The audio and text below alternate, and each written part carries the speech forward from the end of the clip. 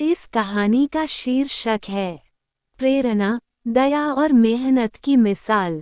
The title of this story could be inspiration, an example of kindness and hard work. ये कहानी एक छोटे से गांव की है जहां एक लड़की थी जिसका नाम था प्रेरणा। प्रेरणा अपने परिवार के साथ गांव के किनारे पर बने एक छोटे से घर में रहती थी। वह बहुत मेहनती, हंसमुख और दूसरों की मदद करने वाली लड़की थी। गांव के लोग उसे बहुत पसंद करते थे क्योंकि वह हमेशा उनकी सहायता करने के लिए तैयार रहती थी। This story is about a small village where there was a girl named Prerana. Prerana lived with her family in a small house built on the outskirts of the village. She was a very hardworking, cheerful and helpful girl.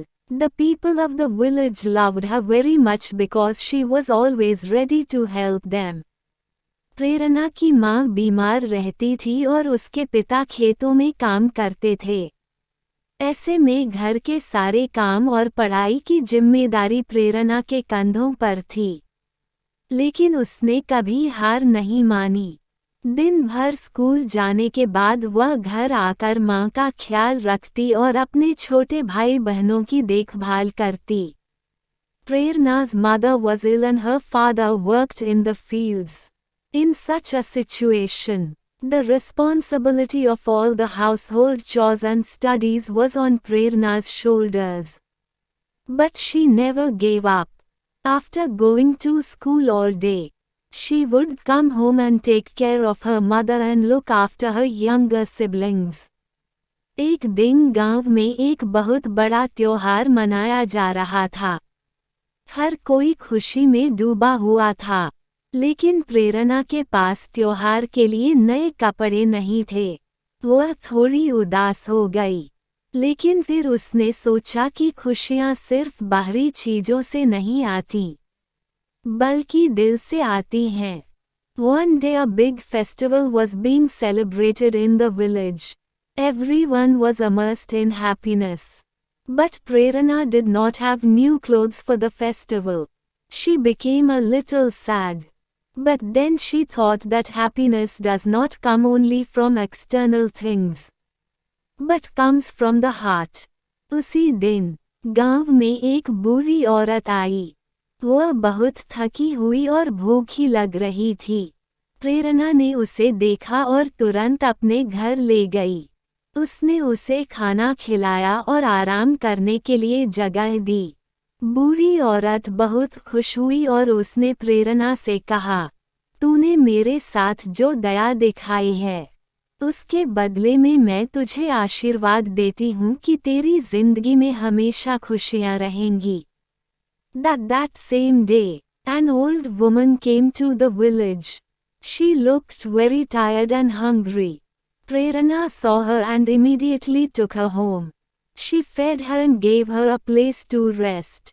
The old woman was very happy and said to Prerana, in return for the kindness you have shown to me, I bless you that you will always have happiness in your life.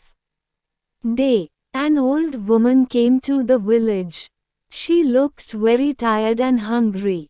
Prerana saw her and immediately took her home. She fed her and gave her a place to rest.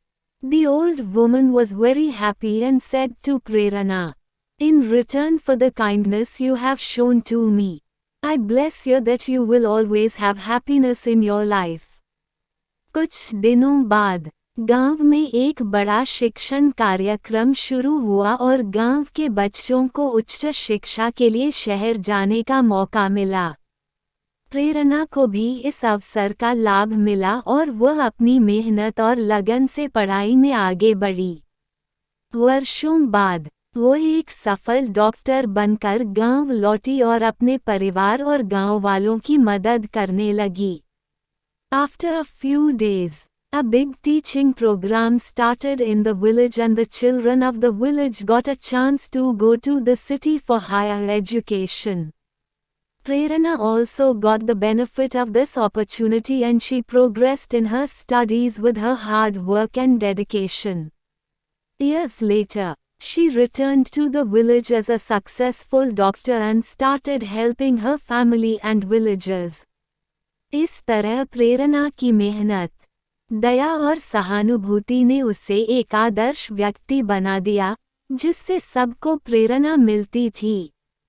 In this way, Prerna's hard work, kindness, and sympathy made her an ideal person who inspired everyone.